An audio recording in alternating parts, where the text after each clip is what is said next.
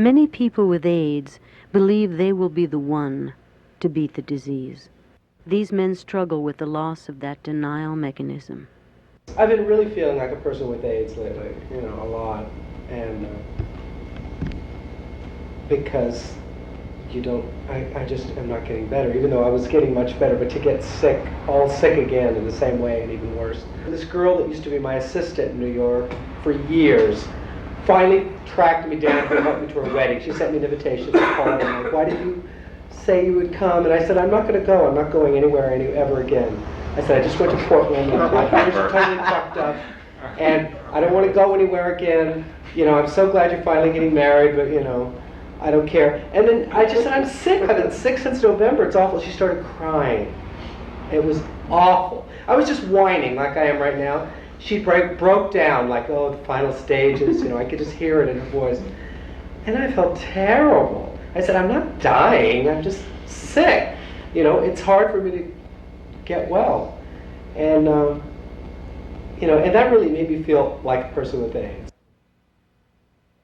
I don't like being sick on any level. I don't know anyone who does. No, With or without it, you think? Yeah, maybe. Yeah, I think there are. Some people like it. But I mean, the majority of people especially don't like when you're feeling as well as you've been feeling. Since you've been in group, you've been relatively healthy. You've had minor complaints, and same with me. And it's a shock to look or see, or even this thrush. I know I'm carrying on about it, but it's like it won't go away, no matter what I've been doing with it. And I'm thinking something's really back. Now all of a sudden there's there's reality. Even Bill said, well, he's been going around thinking like we all do, we're the one person who's going to escape it all. That's what Bill said to me. He said the reality is so shocking after his month of exams, and whatever the hell they did a bone marrow biopsy, they did this, they did that. And I'm thinking, well, now is it, don't you feel like, is this the start when you get a little something? You said you weren't. Of course. My mind. Is this when it really starts to deteriorate? deteriorate? Meningitis. Yeah. It's just. It's The head goes. There's no room for denial. It's hard. That's what really sucks, because I wouldn't mind living in that state. I'm still pretty weak. I'm thankful when I can get up out of bed, take a shower, get dressed, and be here, or go for a ride in a car with someone, or whatever it is, and that's scary. I mean, I'm getting used to it, but it's scary. I feel like I feel sometimes like I'm letting people down. I feel like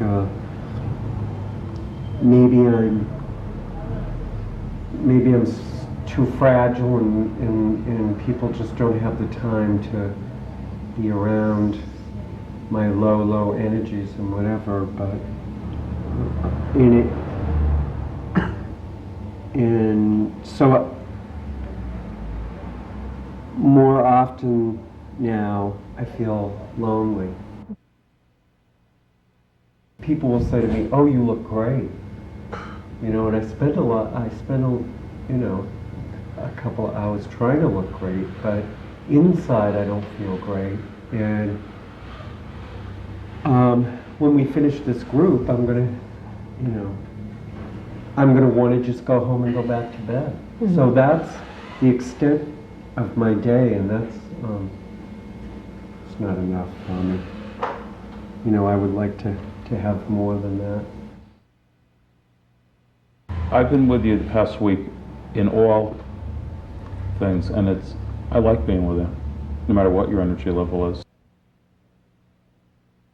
If I find that you're boring me, then I'm going to leave, Otherwise, But it's not that to me. I think it's your perception that you think that we are going to leave you because you're not your usual angry, speedy type person. Sometimes it's nice to be laid back with your friends and not be as... Yeah, but Jimmy, I'm exhausted right now. That's all right, that's all right. I'm that way too. I've sat in conversations with people and fallen asleep on them. It's all right. I don't know who it... Well, Terry, lots of times he talks about his low energy and all that. Yet he works jobs. But that's all I do. I work and I go home. That's it. But Terry, I can't even work the job. I just go home. I mean, I don't go anywhere. I just, that's all. We And talking it's at scary home? for me because had so much energy before. I think it's important that when that starts to happen, though, is to figure out what you want to do and what's important, and then the things that aren't so important, don't do those because they don't matter, and just do what's fun and what you like to do, and some of it is a matter of... I can't even cook a meal. It's... But you never could. I never did anyway. No. You got a microwave? You got a microwave? They might as well know naturally. You never did, so that has nothing to do with age. That's and why I'm energy. single I all these can't even years. cook Who the a hell meal, would he want says. me? He can. I couldn't before. Yeah. Get a microwave. It pisses me off that we have to even talk about that we have to experience it. I don't know what options I have. One of my options is not to get under the covers. I mean, one of those options are that, and that's not will never appeal to me right now in my head. But it's acceptance of a smaller box. It's tough. The smaller box of energy. Right. It's acknowledging it and accepting it, and that's hard. It's really hard. Say now. No, he's awfully quiet. I'm thinking about all of it because it is a trade-off of what you can do and what you can't do. Because I'm at the point where I think I can still do it all, and I can't. I really can't. I went to the gym the last 2 days, but the 10 days prior to that I couldn't go. Because I didn't feel physically well enough to go, and I had the antibiotics which knocked the thing out of me, which I was grateful for. But I still don't feel good, and it's a trade-off. And I work a lot. I work 13 hours a day, and I work 2 full-time jobs. And it's like, how long can I do this? Can I do this? What am I going to have to trade to do it? Because I was able to do it last year, but am I going to be able to do it this year? Last week and often we talked about the idea of this is an opportunity to make choices and establish your priorities and reorder your life. And today we're talking about concessions. It's the same thing. And it's not a good thing at all. It's a bad thing, what I'm feeling right now. And it's, okay, we've all made these decisions about what we're going to do, and we'll all keep on making these decisions.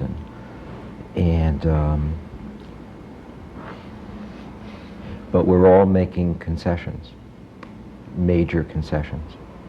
And it becomes a question of how many, and sometimes more, sometimes less. But right now I feel as if all the things that I'll do will be fine, but it's concessions, and it's continual, and it's willful concessions. Because if not, they'll happen anyway. And I really feel as if it's a sense of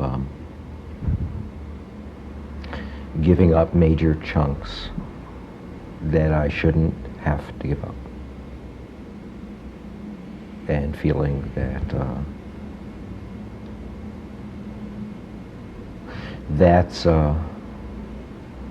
the process of dying, as much as the physical. Hearing, not being able to get up and cook dinner or whatever, or not having enough energy to do as much art as Pasquale wants, or that's the death, that's the dying. And that's what we're doing, is we're making concessions. We're doing a very good job of it.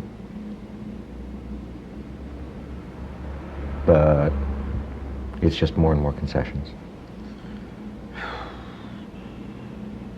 Thanks, Victor. Welcome, Pasquale. When you're angry, and you've been angry, and that there's the people that don't want to deal with you being angry start to say you're either demented, you're crazy, go to another group. You're not in enough therapy. Now you should have another therapist. And I wonder why I get such resentment when I hear that, and I think it's maybe because I don't want to be treated that way either. It's something that we talked about a lot in the last week about, and there's nothing wrong with you. And I resent when I hear people trying to push you into this diagnosis of either dementia or you're so angry no one can deal with you. Well, I think that's all bullshit. Yeah, You know, I think you're totally sane, and your anger is, to me, and this is new for me, is like I really like it. I almost feed on it in a way. I don't know why. Maybe it's my own that I'm not expressing. So you're doing it for me. And there was know? I did have a lot of anger this past week, and a lot of people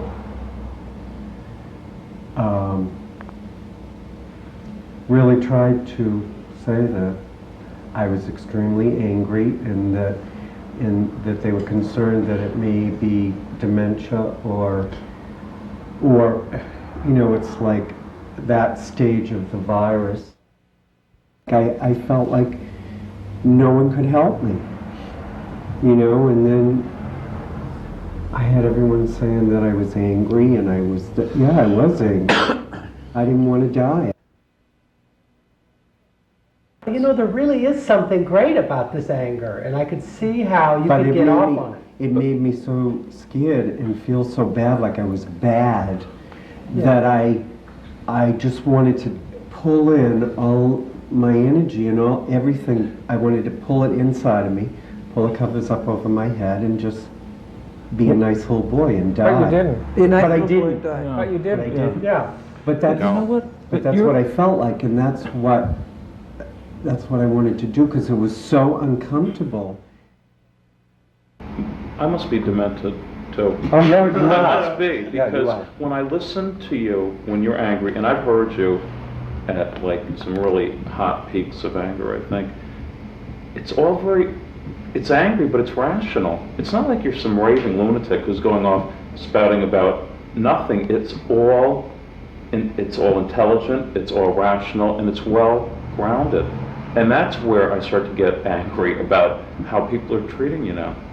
It's like, well, this is the stage. Well, the stage, you know, you're angry now and you're going to die, so we'll treat you differently, or we won't deal with you at all. And I resent that because I don't want that to happen to me. Mm-hmm. You know, and I also resent it because I care about you. It's just, I get worked up thinking about it. So is anger one of the final stages or something? I guess it is. And dementia. Yeah, but it doesn't go like this. Why can't you be angry now and feel good the next day? Because whatever everybody day else, again? because But he's everybody not else always wants angry. to tell us how we're supposed to respond. That's right. Everybody else wants to tell us how we're supposed to be dealing with this. Everybody else, and for good intentions, and I don't really give a shit, they all want to be able to give us a little kind of chart in terms of this is what's the appropriate response. So at your stage of development, you should have gotten over your anger. So because you have anger now, clearly you need psychological help, okay? Because you should be into acceptance and resignation or whatever the fuck it is.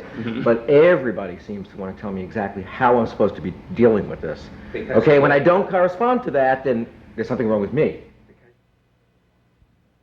It's scary for us now. It is. Yeah, It's scary for me yeah, to see it. yeah. You You know, and getting sicker. I Although I never see you really getting sicker to me. no, I'm in I know, denial about that. I Well, mean, 'cause Here I am. You look so good. Here I am today. Well, I mean, to hear him say the other day that he was on his deathbed, but another miracle happened. In my mind, he was not on his. You know what I mean? It was. yeah. You were not. That could be my denial.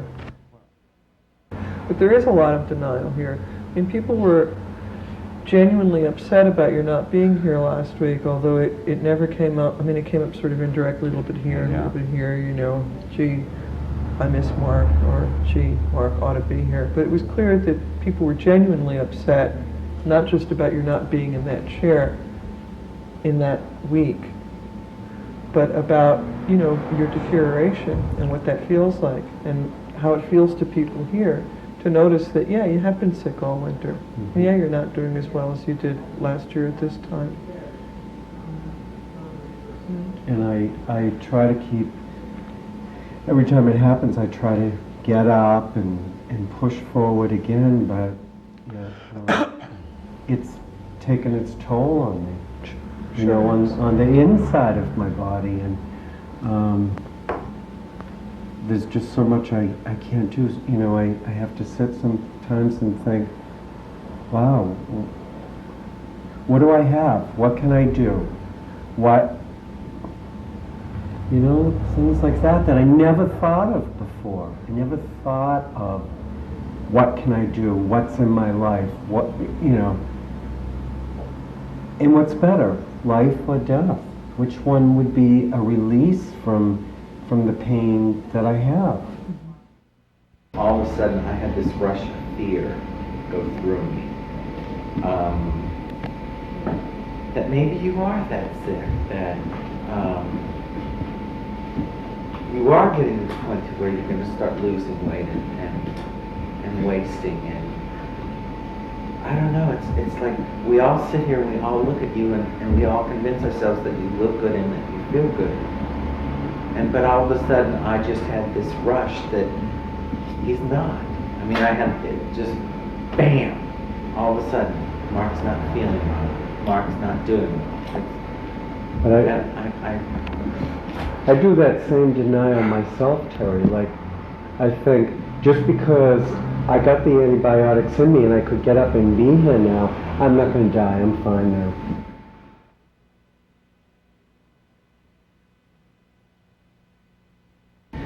It's uncomfortable for me to talk about decline. Very uncomfortable to talk about my own, but it's very uncomfortable to talk about it. Mark's decline. I was shocked when you said the word, looking at him. I was like, but then I, you know, went through it, you know, on my own, and it's okay, but I'm not comfortable with it. Yeah. And yeah, I feel really sad. I'm also a little sad because after spending most of the past week with Mark, my denial is not working anymore. It just doesn't work. It was working pretty well, but it's like, it's slipping away. And I think it was in the grocery store where I really wanted to just cry. I couldn't believe what I was hearing from you. And it was all just you saying what you needed to say. I didn't want to hear it, but I was forced to stand right next to you and listen to it all. So I'm trying to come to some sort of understanding of how I feel. Let the sadness be, because it's there, you know. And